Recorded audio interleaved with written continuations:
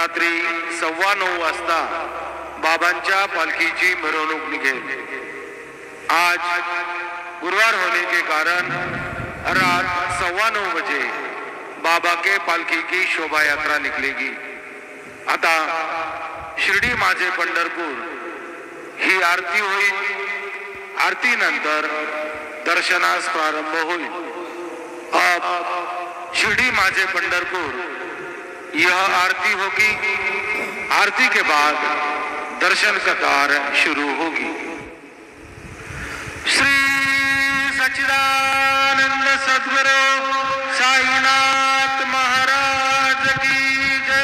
ओम श्री महागणाधिपते नमः। श्री मात्रे नमः। देव नमः। लक्ष्मी श्री महाविष्णु ब्रह्म विष्णु महेश स्वरूप श्री दत्तात्रेय नमः। बृहस्पते सावित्रपोधायै नत्वा सत्वा शेताञ्जित्सान्दरात्वा सत्वा शेषाधे वर्धयै नमः। ते सौभगाय पृषवे नमनुमतन्तु देवाः। महायोगपीठे तटे भीमरथ्यां वरं पुण्डरीकाय धातुं मुनीन्द्रैः समागत्य तिष्ठं तमानन्दकन्दं परब्रह्मलिङ्गं भजे पाण्डुरङ्गं। गुरुर्ब्रह्मा गुरुर्विष्णु गुरुर्देवो महेश्वरा गुरुः साक्षात् परब्रह्म तस्मै श्री गुरवे नमः। सद्गुरु साईनाथ देवताभ्यो नमः।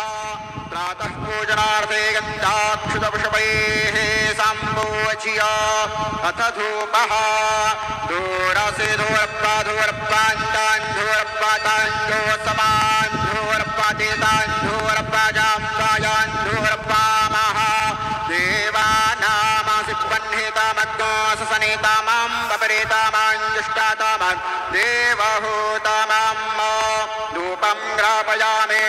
दीपः अग्निष्टामे घर्मष्टामे रक्तष्टामे सूरजष्टामे प्राणष्टामे स्वामे दष्टामे पृथिवी चामे देतिष्टामे देतिष्टामे द्यौष्टामे मूलयाः शकवानायो देशष्टामे जग्ने न कल्पन्तां दीपं दर्शयामि। धूपदीपान्ते नैवेद्य चतुष्कोणमण्डलं कृतवान् तदुपरि नैवेद्यपात्रान् निधाय गायत्रीमन्त्रेण पात्रान् सम्प्रोक्ष धेनवाः अमृतीकृत्य सत्यं त्वरतेन परिषिञ्जामि। नैवेद्यं निवेदयामि। ॐ प्राणाय स्वाहा। ॐ अपानाय स्वाहा। ॐ व्यानाय स्वाहा। ॐ उदानाय स्वाहा। ॐ समानाय स्वाहा। ॐ ब्रह्मणे नमः। नैवेद्यमध्ये पानीयं समर्पयामि। पुनर्नैवेद्यं निवेदयामि। ॐ प्राणाय स्वाहा। ॐ अपानाय स्वाहा। ॐ व्यानाय स्वाहा।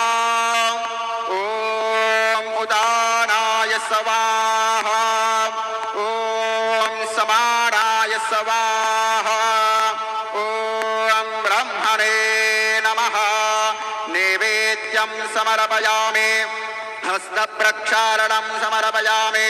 मुखप्रक्षालनं समर्पयामि।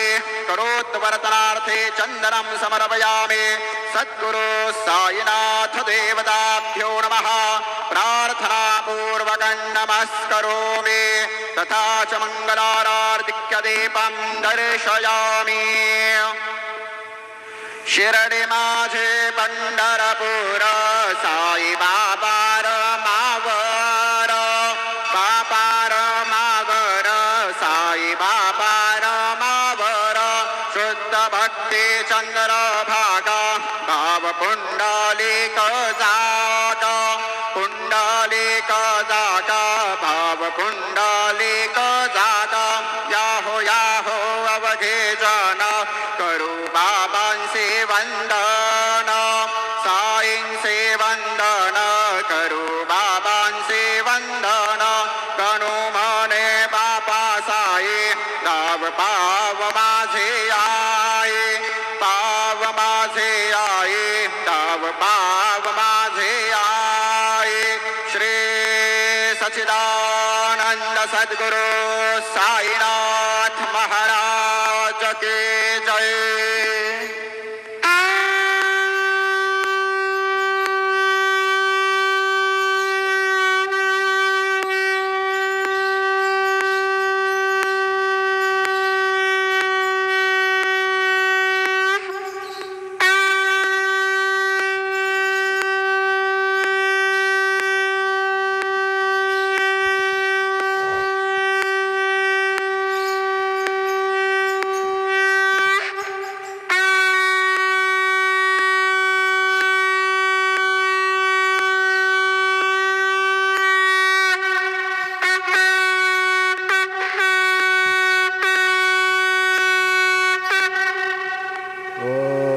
महागणाधिपतये नमः श्रीमात्रे नमः देवाय नमो नमः। ओम वंदे शंभुममापतिं सुरगुरुं वंदे जगत्कारणं वंदे पन्नगभूषणं मृगधर्म वंदे वशनं पतिं वंदे सूर्यशशाङ्कवैरणयनं वंदे मुकुन्दप्रियं वंदे भक्ताजनेशनं च वरदं शिवं शङ्करं। हर हर महादेव शंभो शंकर नमः पार्वतीपतये नमः। श्री विश्वावसुनाम संवत्सरे उत्तरायणे वसंत ऋतु वैशाखमासे शुक्लपक्षे शुभवासरे बृहस्पतिवार गुरुवार साईवार दत्तात्रेयवार शिरडी साईनाथवार दक्षिणामूर्तिवार शुभवार शुभ नक्षत्र शुभदिनौ श्री मोहिनी एकादश पर्वदिने नमः। श्री पंढरपुर पाण्डुस्वरूप श्री तुलसीदलमालं समर्पयामि। ओम ओम वृंदाये तुलसी देव्यै प्रियाय केशवाय च विष्णु भक्तिप्रदे देवी सत्यवते नमो नमः। ओम वृंदाये तुलसी देव्यै प्रियाय केशवाय च विष्णु भक्तिप्रदे देवी सत्यवते नमो नमः। श्री तुलसी वृंदा माता की जय। श्री तुलसी मालां ओम श्री तुलसी मालां समर्पयामि। ओम पांडुरंगाय नमः। ओम जटाधरं पाण्डुरंगं शूलहस्तं कृपानिधिं सर्वरोगहरं देवं दत्तात्रेयमहं भजोऽहं दत्तात्रेयाय नमो नमः। ओम शान्ताकारं भुजगशयनं पद्मनाभं सुरेशं विश्वाधारं गगनसदृशं मेघवर्णं शुभांगं लक्ष्मीकान्तं कमलनयनं योगिवृत्यानगम्यं वन्दे विष्णुं भोवेहरं सर्वलोकैकनाथ श्रेयकान्ताय कल्याणनिधये नित्यार्थिनां श्रीवेङ्कटनिवासाय श्रीनिवासाय मङ्गलम्। वनमाले गदे शार्गे शंखे चक्रे जनन्दगे श्रीमन्नारायणो विष्णुर्वासुदेवो विरक्षतु। जय साई राम।